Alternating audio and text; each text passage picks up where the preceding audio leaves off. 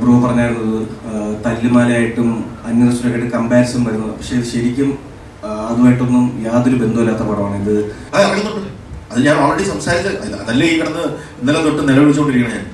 എന്റെ സിനിമ സംസാരിക്കുന്നതും എന്റെ ഒരു ഭാഷയാണ്, എന്റെ ഒരു സ്റ്റൈൽ ഓഫ് മേക്കിംഗ് ഇതാണ്. അപ്പം അതിനെ ഇപ്പോൾ ഒരു റിവ്യൂസിനെ ഇംപ്രസ് ചെയ്യാനോ ഇല്ലെങ്കിൽ അതിന് വേണ്ടി മാറ്റണം ഞാൻ ആഗ്രഹിക്കുന്നില്ല. ഞങ്ങളുടെ സിനിമ കൽബ് ഇന്നലെ റിലീസ് ചെയ്തു. ഇവിടെ ഇരിക്കുന്ന സാധ്യതയുടെ മൂന്നാമത്തെ സിനിമയാണ്. ഒരു പറ്റം എല്ലാവർക്കും അറിയാം, പുതുമുഖങ്ങളെ അവതരിപ്പിക്കുകയാണ് സിനിമയിലൂടെ. വളരെ നല്ല അഭിപ്രായമാണ് വന്നുകൊണ്ടിരിക്കുന്നത്. നിങ്ങളുടെ ഒരു ആത്മാർത്ഥമായ സപ്പോർട്ടിന് വേണ്ടിയിട്ടാണ് ഈ പ്രസ് കോൺഫറൻസ് വിളിച്ചിരിക്കുന്നത്. സിനിമ നിങ്ങളിൽ പലരും കണ്ടു എന്ന് വിശ്വസിക്കുന്നു. നമ്മുടെ പ്രിവ്യൂവിൽ കാണാത്തവർ ദയവായി കാണുക. അപ്പം അതിനെ ബേസ്ഡ് ആയിട്ടുള്ള നമുക്ക് നേരെ ചോദ്യങ്ങളിലേക്ക് കടക്കാം. അതിൽ തന്നെ എല്ലാ ഉത്തരങ്ങളും ഞാൻ പ്രത്യേകിച്ച് സിനിമയെക്കുറിച്ച് കൂടുതലൊന്നും പറയുന്നില്ല. ബിക്കോസ് ഓൾറെഡി റിലീസ്ഡാണ്, അഭിപ്രായങ്ങൾ പലതും വരുന്നുണ്ട്. അപ്പം നേരിട്ട് ചോദ്യങ്ങളിലേക്ക് കിടക്കാം എന്ന് തോന്നുന്നു അല്ലേ? സാധ്യതകൾ പറയാം പ്ലീസ്.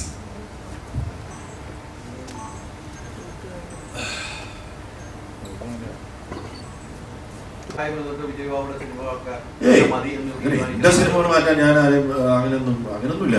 ഇത് ബേസിക്കലി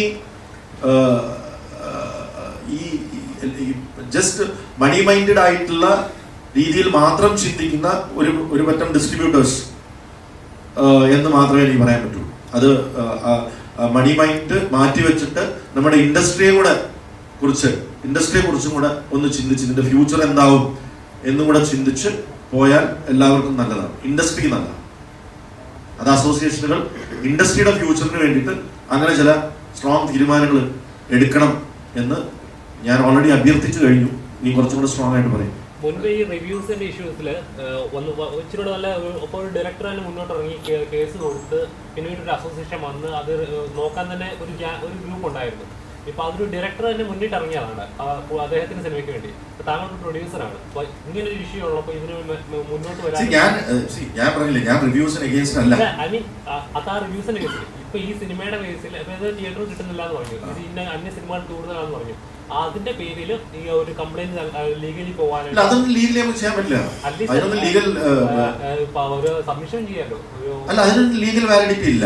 ഇതൊക്കെ നമ്മൾ അറിഞ്ഞു, ഇതൊക്കെ സെൽഫ് ഡിസിപ്ലിൻ അല്ലെങ്കിൽ നമ്മൾ ഈ ഇൻഡസ്ട്രിയിൽ നിലനിന്നാലേ എല്ലാവരും ഉള്ളൂ എന്ന് ചിന്തിച്ച് സെൽഫ് ഡിസിപ്ലിൻ ചെയ്യേണ്ട കാര്യങ്ങളാണ്. ഞാൻ പോയി എനിക്ക് തിയേറ്റർ വരുന്നില്ല എന്ന് പറഞ്ഞ് കേസ് കൊടുത്താൽ ലോകത്തിലെ ഏറ്റവും വലിയ മണ്ടനായിരിക്കും.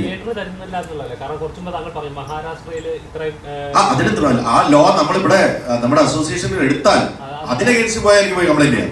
അപ്പൊ അങ്ങനെ ഒരു തീരുമാനം ഇവിടെ ഇല്ലല്ലോ. ഇറങ്ങുന്നുണ്ട്. അത് ഞാൻ ഓൾറെഡി സംസാരിച്ച അതല്ലേ ഈ കിടന്ന് ഇന്നലെ തൊട്ട് നിലവിളിച്ചുകൊണ്ടിരിക്കണേ. അങ്ങനെ എന്തെങ്കിലും ഒരു തീരുമാനം എടുത്തില്ലെങ്കിൽ ഇത് വളരെ മോശം അവസ്ഥയിലേക്ക് പോകും എന്നുള്ളതാണ് പറഞ്ഞു വരുന്നത്. നമുക്കിനി കുറച്ച് കൽവിനെ കുറിച്ച് സംസാരിക്കാം. ഇവിടെ കുറച്ച് ഡയറക്ടർ വളരെ പറഞ്ഞതുപോലെ പറഞ്ഞത് തന്നെ തുടങ്ങുകയാണ്. താങ്കളുടെ മൂന്നാമത്തെ സിനിമ അത് തിയേറ്ററിൽ പോയി ആളുകൾക്ക് കാണാൻ കഴിയാതെ പോകുമ്പോൾ താങ്കൾക്ക് ഉണ്ടാകുന്ന മാനസിക നമുക്കെല്ലാവരും പുതിയ ആർട്ടിസ്റ്റോട് അറിയാം. എന്തുകൊണ്ട് അത് വിജയബാബു പറഞ്ഞു വെക്കുന്നു. പക്ഷെ എന്താണ്, താങ്കളുടെ ഡയറക്ടറാണ്, താങ്കളും ഇതുപോലെ തന്നെ ഒരു ശബ്ദമുയർത്തി രംഗത്ത് വരേണ്ട ഒരു ആവശ്യമായി വന്നിട്ടുണ്ട്. അസോസിയേഷനിൽ വരെ താങ്കളുടെ അസോസിയേഷനിൽ ഇടപെടേണ്ട ഘട്ടത്തിലേക്ക് വന്നു. എങ്ങനെയാണ് താങ്കൾ ഇതിലേക്ക് മുന്നോട്ട് പോയത്? വിജയബാബുവിന് വ്യക്തമായ ആൻസർ ഒന്നുണ്ടായിരുന്നു. എന്നാലും പണ്ട് ഒരു സിനിമയ്ക്ക് ഒരു ബ്രീത്തിങ് സ്പേസ് ഉണ്ടായിരുന്നു തിയേറ്ററുകളിൽ. ഇപ്പോൾ പണ്ട് ഒരു മൗത്ത് പബ്ലിസിറ്റിയിലൂടെ ഒരാഴ്ചയ്ക്ക് ശേഷം ബ്ലോക്ക് ബസ്റ്ററായ സിനിമകൾ ഇവിടെ ഒരുപാട് സിനിമകളുണ്ട്. നമുക്ക് ഹിസ്റ്ററി വെച്ച് നോക്കി നമ്മുടെ ഒരു ലെഗസി നോക്കുകയാണെങ്കിൽ അപ്പം അതുപോലൊരു സ്പേസ് ആവശ്യപ്പെടുന്ന സിനിമയാണ് കൽബ്. കാരണം ഒരു കൂട്ടം പുതുമുകൾ മാത്രമാണ് സിനിമയിലുള്ളത്. അപ്പം ആ ഒരു സ്പേസ് ഇപ്പം ഇന്നലെ ഒരു ഫസ്റ്റ് ഡേ നമുക്ക് മെയിൻ സെൻറ്ററുകളിലൊന്നും ഒരു പ്രോപ്പറായിട്ടുള്ള ഷോ നമുക്ക് തിയേറ്ററിൽ സപ്പോർട്ട് കിട്ടിയിട്ടില്ല.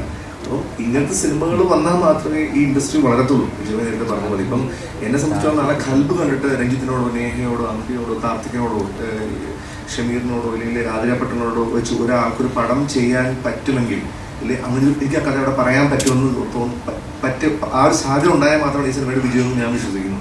അതുകൊണ്ട് ഈ സിനിമ എല്ലാവരും തിയേറ്ററിൽ പോയി കാണണം. കാരണം നിങ്ങൾ ഈ പടം നിരാശപ്പെടുത്തില്ല എന്നാണ് എനിക്ക് പറയുന്നത്.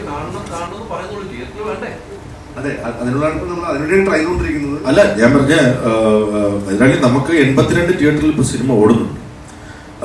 ഈ കഴിഞ്ഞ കുറച്ച് കാലങ്ങളിലായിട്ടാണ് പല സിംഗിൾ സ്ക്രീൻസും ഡബിൾ സ്ക്രീൻസിലേക്ക് അല്ലെങ്കിൽ മൾട്ടിപ്ലെക്സ് പോലുള്ള സിസ്റ്റത്തിലേക്ക് വരുമ്പോൾ ഉണ്ടാവുന്ന ഒരു പ്രത്യേകതയാണ്. കാരണം ഇഷ്ടമുള്ള പോലെ സമയം മാറ്റാം. നേരത്തെ സാഹിത്യ പറഞ്ഞ പഴയ സാഹചര്യത്തിൽ നമുക്കൊരു സെറ്റ് ഓഫ് തിയേറ്റേഴ്സ് ഒരാഴ്ചത്തേക്ക് കിട്ടിക്കഴിഞ്ഞാൽ പിന്നെ ആ ഒരാഴ്ചക്ക് ശേഷമാണ് നമ്മൾ അതിനെക്കുറിച്ച് പറയണ്ട, നമ്മളത് മാർക്കറ്റ് ചെയ്ത് ബിൽഡ് ചെയ്ത് കൊണ്ടുവന്ന് അങ്ങനെ ഒരാഴ്ചക്ക് ശേഷം ഹിറ്റായ ഒരുപാട് സിനിമകൾ ഇവിടെ ഉണ്ട്. ഇപ്പൊ ഈ സിസ്റ്റത്തിലാണ് പ്രൊഡ്യൂസറുടെയോ ഡിസ്ട്രിബ്യൂട്ടറുടെയോ കൺട്രോൾ ഇല്ലാതെ നിൽക്കുന്നത്. നമ്മൾക്ക് ഒരു ടൈം തന്നു, ആ ടൈമിലേക്ക് നമ്മൾ ആളുകളോട് നമ്മൾ പറയുന്നു ഇന്ന ടൈമിൽ ഷോ ഉണ്ട് എന്ന് പറഞ്ഞ് മാർക്കറ്റ് ചെയ്യാനായിട്ട് അവർ ടിക്കറ്റ് ബുക്ക് ചെയ്യാൻ നോക്കുമ്പോൾ ആ ടൈമിൽ ഷോ ഉണ്ടാവില്ല. അവിടെ തമിഴ് പടം ഇരിക്കുന്നത് എന്താണെന്ന് വിളിച്ചു ചോദിച്ചാൽ പറഞ്ഞു അത് രാവിലത്തെ ഷോയ്ക്ക് കളക്ഷൻ ഇല്ലായിരുന്നു. രാവിലത്തെ ഷോ എത്ര മണിക്കാണ്? 9 മണിക്ക്. അതെങ്ങനെ വരും? അപ്പൊ അങ്ങനെയുള്ള ആർഗ്യുമെന്റ് ആണ് ഇത്. നമ്മൾ ഇത് പോയി കഴിഞ്ഞിട്ട് പിന്നെ ഇതിനെ കുറിച്ച് അപ്പൊ പിന്നെ പറയാതെ കുഴപ്പമില്ല കേട്ടോ, അടുത്തത് നമ്മൾ ചെയ്തോളാം, അടുത്തത് അപ്പൊ ഇതോ. അപ്പൊ അങ്ങനെയുള്ള പ്രശ്നങ്ങളാണ് ഇവിടെ നടക്കുന്നത്. ഇതൊരു ഒരു ഗെയിമാണ്, ഇവിടെ ടോട്ടൽ ഗെയിമാണ്. ചില ആൾക്കാർ കാണണോ വേണ്ടയോ ഇങ്ങനെ കൺഫ്യൂസ്ഡാണ്. അപ്പൊ ഹീറോയിൻ എന്ന രീതിയിൽ നിങ്ങൾക്ക് എന്താണ് പറയാനുള്ളത്? ഇതുവരെ നമുക്ക് പോസിറ്റീവ് റെസ്പോൺസേ കിട്ടിയിട്ടുള്ളൂ. കണ്ടതെല്ലാവരും ഒരുപാട് ഇഷ്ടമായി, ക്യാരക്ടേഴ്സൊക്കെ ഭയങ്കരമായിട്ട് ഇമോഷണലി കണക്ട് ആയി എന്നാണ് പറയുന്നത്. അപ്പോൾ ഇത്രയും ആൾക്കാർക്ക് ഇഷ്ടപ്പെടുന്ന സിനിമ തിയേറ്ററിൽ ഓടട്ടെ, എല്ലാവർക്കും കാണാനുള്ള ഒരു ചാൻസ് കിട്ടട്ടെ എന്നുള്ള അതാണ് എൻ്റെ ഒരു. അല്ലാണ്ട് ഇതിനെക്കുറിച്ച് എനിക്കറിയില്ല, അതുകൊണ്ട് എനിക്ക് അധികം പറയാൻ പറ്റില്ല. പക്ഷെ അത്രയ്ക്കും ഇഷ്ടത്തോടെ അത്രയും എഫേർട്ട് ഇട്ട് ഉണ്ടാക്കിയ ഫിലിമാണ്, ആൾക്കാർക്ക് ഇഷ്ടപ്പെടുന്നുണ്ട്. അപ്പോൾ അതൊരു വിജയമാണ്. പക്ഷെ അതിന് ട്രാൻസ്ലേറ്റ് ചെയ്യാൻ പറ്റിട്ടില്ല. ഇപ്പം നോർമലി ഒരു ഫിലിം ഇറങ്ങുന്ന സമയത്ത് ആളുകൾ ഇപ്പോഴത്തെ ഒരു ജഡ്ജ്മെന്റ് എന്ന് പറഞ്ഞാൽ ഏതെങ്കിലും സിനിമ ഇതായിട്ട് കമ്പാരിസൺ ഉണ്ടോ, ഇതിനു മുമ്പ് ഇതേപോലത്തെ പാറ്റേണിൽ ഇറങ്ങിയിട്ടുണ്ടോ, അങ്ങനെ ഒരു പാറ്റേൺ. ഈ സിനിമ ഇറങ്ങിയ സമയത്ത് അങ്ങനെ ഒരു കമ്പാരിസൺ വന്നായിരുന്നു. അന്യ റസൂലും പിന്നെ തിയേറ്ററിൽ ഉണ്ടായ സീൻസ് ഒക്കെ തല്ലുമാലയുടെ റീക്രിയേഷൻ ആണ്, അങ്ങനെ ഒരു കമ്പാരിസൺ ശരിക്കും അങ്ങനെ തോന്നിയിരുന്നു? ഇല്ല, ഒരിക്കലും. ഇപ്പം ഇത് തല്ലുമാലിന് മുമ്പ് നമ്മൾ പ്ലാൻ ചെയ്ത സിനിമയാണത്. അതിന് മുമ്പ് ഷൂട്ട് ചെയ്യേണ്ട സിനിമയായിരുന്നു ഇത്.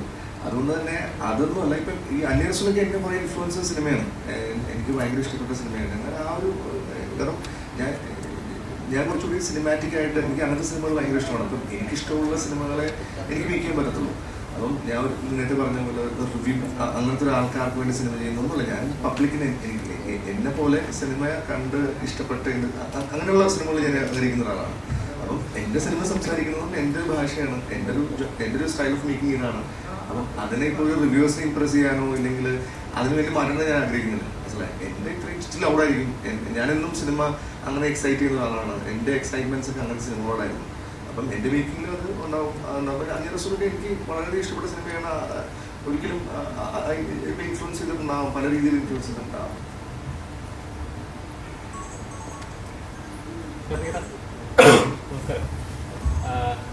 സോഷ്യൽ മീഡിയയിലായാലും നല്ല ഫോളോവേഴ്സ് ഉള്ള അല്ലെങ്കിൽ നല്ല കണ്ടന്റ് ക്രിയേറ്റ് ചെയ്യുന്ന ഒരു വ്യക്തിയാണ് നമ്മൾ. അപ്പോൾ സിനിമയിലോട്ട് കയറുമ്പോഴേക്കും ആ ഒരു വേറൊരു പ്ലാറ്റ്ഫോമാണ്. എൻ്റെ ഒരു സിനിമയായിരിക്കും ഡ്രീം, പക്ഷേ രണ്ട് പ്ലാറ്റ്ഫോമാണ്. അപ്പോൾ സോഷ്യൽ മീഡിയയിലുള്ളവർ ചിലപ്പോൾ അതേപടി ഫോളോ ചെയ്യണമെന്നില്ല സിനിമയിൽ. അങ്ങനെ ഫീല് തോന്നിയിട്ടുണ്ടോ? ഇന്നലെ തോന്നി. ഫസ്റ്റ് ഡേ ഇങ്ങനെ ഈ ഒരു ആളുകളുടെ ആ ഒരു വരവും കാര്യങ്ങളൊക്കെ ഒന്ന് പറഞ്ഞപ്പോൾ സോഷ്യൽ മീഡിയ പോലെ അല്ല, അത് സിനിമ വേറൊരു ലോകം തന്നെയാണെന്ന് തീർച്ചയായിട്ടും തിരിച്ചറിഞ്ഞ ഒരു നിമിഷങ്ങളാണ് ഇപ്പോൾ കടന്നു പോയിക്കൊണ്ടിരിക്കുന്നത്.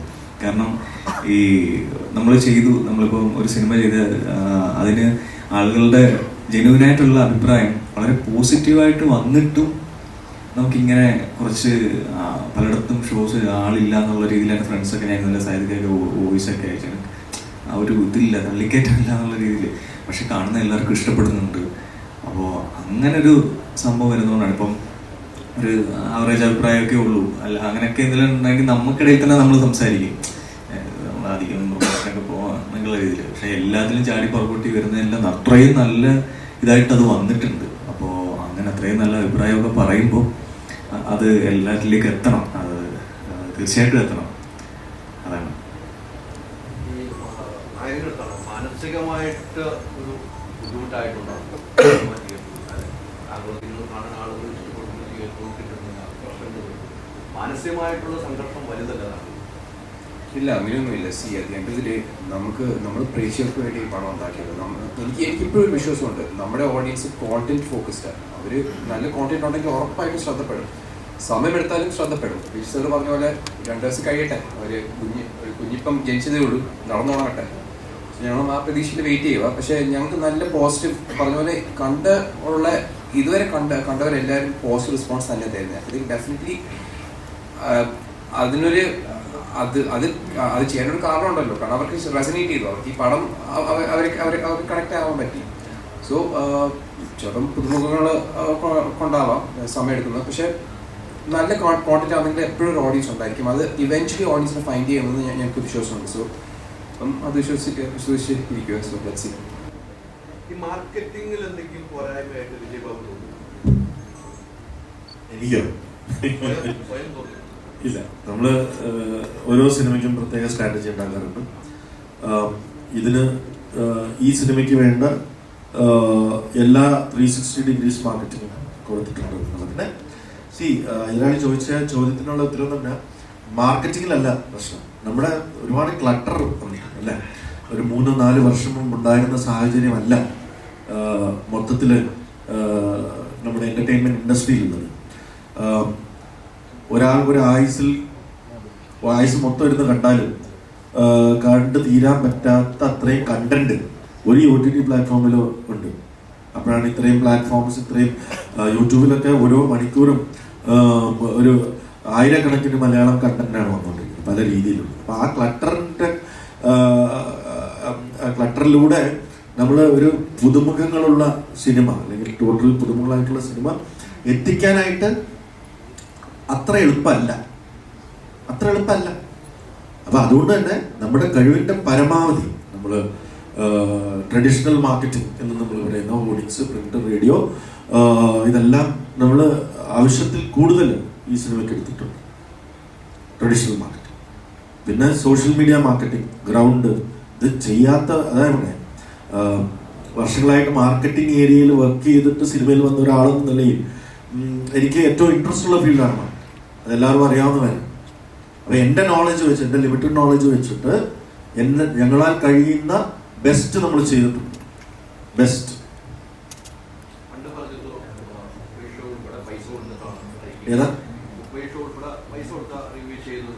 അതുപോലെ ഈ തിയേറ്ററിലേക്ക് ആളുകളെ കയറ്റുന്ന ഏജൻസിയുടെ പ്രവർത്തനങ്ങളുണ്ട് ഞാൻ വിശ്വസിക്കുന്നു. അറിയാലോ, വിശ്വസിക്കുന്നല്ല, അറിയാം. അത്തരമൊരു സംഭവം ഇപ്പോഴും നടന്നുകൊണ്ടാണ് ചില എല്ലാ ഏരിയയിലും നടക്കുന്നില്ലേ, എല്ലായിടത്തും. അതിനൊക്കെ ഒരു സിസ്റ്റമായി പോയി. ഇപ്പൊ അതൊരു സിസ്റ്റമാണ്. ആ സിസ്റ്റം എല്ലാവരും ഫോളോ ചെയ്യുന്നുണ്ട്. അതൊക്കെ മാർക്കറ്റിംഗിന്റെ ഭാഗമാണ്. അല്ല, അങ്ങനെ നമ്മളെ ഒരു ആളുകളെ പുള്ളി ചെയ്യുക എന്ന് പറഞ്ഞാല് നമ്മൾ മാർക്കറ്റ് ചെയ്യുന്നു, ആളുകളെ ശ്രമിക്കുന്നു. ഫസ്റ്റ് ഡേ ഓബ്വിയസ്ലി ഒരു സിസ്റ്റത്തിന്റെ ഭാഗമായിട്ട് നമ്മൾ സാമ്പിളിങ്, അത് ഏത് പ്രോഡക്റ്റിനുള്ള സാമ്പിളിംഗ് ആണ്. ഒരു പുതിയ ഷാമ്പു ഇറക്കിയാൽ നമ്മൾ സൂപ്പർ മാർക്കറ്റിൽ പോയാൽ നമുക്കൊരു സാമ്പിൾ തരും അല്ലേ, എന്നിട്ട് നോക്കൂ, ഇഷ്ടപ്പെട്ടെങ്കിൽ അപ്പൊ അവര് ഇഷ്ടപ്പെട്ടിട്ട് മറ്റുള്ളവരോട് പറയുന്നത് നല്ലതാണ് അല്ലേ. ആ സാമ്പിളിങ് നമ്മൾ ചെയ്യാറുണ്ട്. It's called sampling. അത് ഫസ്റ്റ് ഡേ. എല്ലാ ദിവസവും അത് ചെയ്തുകൊണ്ടിരിക്കാൻ പറ്റത്തില്ല. ഫസ്റ്റ് ഡേ ചെയ്യും എന്ന് വെച്ചാൽ നമ്മൾ 100 തിയേറ്ററിലും ഹൗസ്ഫുൾ ആക്കാൻ പറ്റത്തില്ല. അത് ഒരു സിനിമയുടെ എൻറ്റയർ മാർക്കറ്റിംഗ് ബഡ്ജറ്റാണ് അല്ലേ. ആളുകൾ കയറ്റാതെ നമുക്ക് എത്ര പേർക്ക് സാമ്പിൾ ചെയ്യാൻ പറ്റും. സാമ്പിളിംഗ് ഒരു ലിമിറ്റേഷൻ, അതിൽ നിർത്തിക്കൊണ്ട് നമ്മൾ ചെയ്യും. അതെല്ലാ സിനിമയ്ക്കും ചെയ്യും. നമ്മൾ കണ്ടന്റ് റിലേറ്റഡ് ആയിട്ടുള്ള സിനിമകൾ അല്ലെങ്കിൽ ബിഗ് സ്റ്റാർസ് ഇല്ലാത്ത സിനിമകൾ നമ്മൾ സാമ്പിളിംഗ് ഓഡിയൻസിനെ ഫസ്റ്റ് ഡേ ചെയ്യും, അല്ലെങ്കിൽ സെക്കൻഡ് ഡേ നമ്മൾ പോയി കാണും. നിങ്ങൾക്ക് ഇഷ്ടപ്പെട്ടെങ്കിൽ മറ്റുള്ളവരോട് പറയും. അത് വേർഡ് ഓഫ് മൗത്ത് പബ്ലിസിറ്റിയുടെ ഭാഗമായിട്ട് വരുന്ന മാർക്കറ്റിംഗ് ബഡ്ജറ്റിന്റെ ഭാഗമാണ്. അതെല്ലാ ദിവസവും ചെയ്യാൻ പറ്റില്ല. ബ്രോ പറഞ്ഞായിരുന്നത് തല്ലുമാലയായിട്ടും അന്വേഷണമായിട്ട് കമ്പാരിസൺ വരുന്നത്, പക്ഷെ ശരിക്കും അതുമായിട്ടൊന്നും യാതൊരു ബന്ധമില്ലാത്ത പടമാണ് ഇത്. എനിക്ക് തോന്നുന്നു ഈ അടുത്ത കാലത്തൊന്നും ഇത്രയും ഇൻറ്റൻസ് ആയിട്ടുള്ളൊരു റൊമാൻറ്റിക് ഒരു പടം മലയാളത്തിൽ വന്നതായിട്ട് എനിക്കറിയില്ല. ഇതിൽ ഇപ്പോൾ പിന്നെ നമുക്കിപ്പോൾ എല്ലാവരും പറഞ്ഞ പോലെ നമുക്ക് കിട്ടിക്കൊണ്ടിരിക്കുന്ന റെസ്പോൺസ് എല്ലാം വളരെ പോസിറ്റീവാണ്. വിജയ് സാർ നേരത്തെ പറഞ്ഞ പോലെ ചിലപ്പോൾ 10-1 ആയിരിക്കും നെഗറ്റീവായിട്ട് വരുന്നത്, ബാക്കി എല്ലാം പോസിറ്റീവായിട്ടാണ്. അപ്പോൾ നമുക്ക് അറിയാവുന്നവരും അറിയാത്തവരും എല്ലാവരും കണ്ടിട്ട് പറയുന്നത് വെച്ചാൽ സെക്കൻഡ് ഹാഫ് ഒക്കെ വളരെ ഇമോഷണലാണ്. എല്ലാവരും കരഞ്ഞുകൊണ്ടാണ് തിയേറ്ററിൽ നിന്ന് ഇറങ്ങി പോകുന്നത് നമ്മളിപ്പോൾ അറിഞ്ഞുകൊണ്ടിരിക്കുന്നത്. അപ്പോൾ അത് ഭയങ്കര സന്തോഷമുള്ള കാര്യമാണ്. പക്ഷേ ഇനിയും കൂടുതൽ ആൾക്കാർ ഇത് കാണണം എന്നുള്ളതാണ് നമ്മുടെയൊക്കെ ആഗ്രഹവും ആവശ്യവും. അപ്പോൾ അതിന് നിങ്ങളുടെ മീഡിയയുടെയൊക്കെ സപ്പോർട്ട് ഒരുപാട് വേണം. പിന്നെ എല്ലാവരും നമ്മളെ പുതിയ ആൾക്കാരാണ്. അപ്പോൾ ഇതുപോലുള്ള പുതിയ സിനിമകൾ വരാനും നിങ്ങളുടെയൊക്കെ സപ്പോർട്ടാണ് ഏറ്റവും ആവശ്യം. അത്രേ ഉള്ളൂ. എല്ലാവരോട് പറയാനുള്ളത് സിനിമ കണ്ടാൽ ഞങ്ങളൊക്കെയുള്ള ആക്ടേഴ്സിനുള്ള അടുത്തൊരു അവസരം പോലും ഉണ്ടാവും.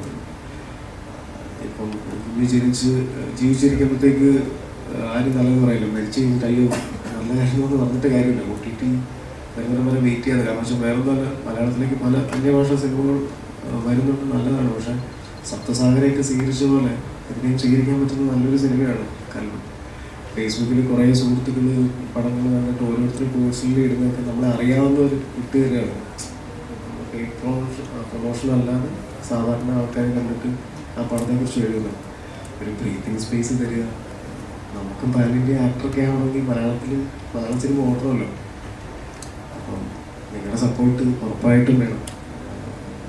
എല്ലാ സിനിമകളും ഓടുന്നതിൻ്റെ കൂട്ടത്തിൽ നമ്മുടെ ഈ കൊച്ചു ചിത്രങ്ങൾ നമ്മൾ സ്വീകരിക്കുക എന്നുള്ളതാണ് നമുക്ക് പറയുന്നത്.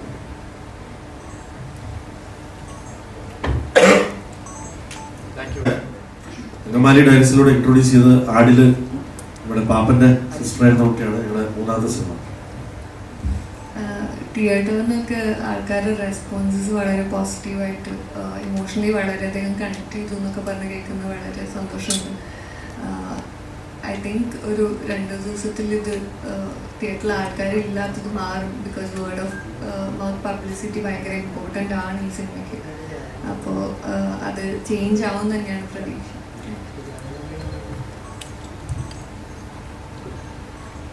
Thank you so much for coming. എല്ലാവരും ഒന്ന് സപ്പോർട്ട് ചെയ്യാം. പടം കാണാത്തവരുണ്ടെങ്കിൽ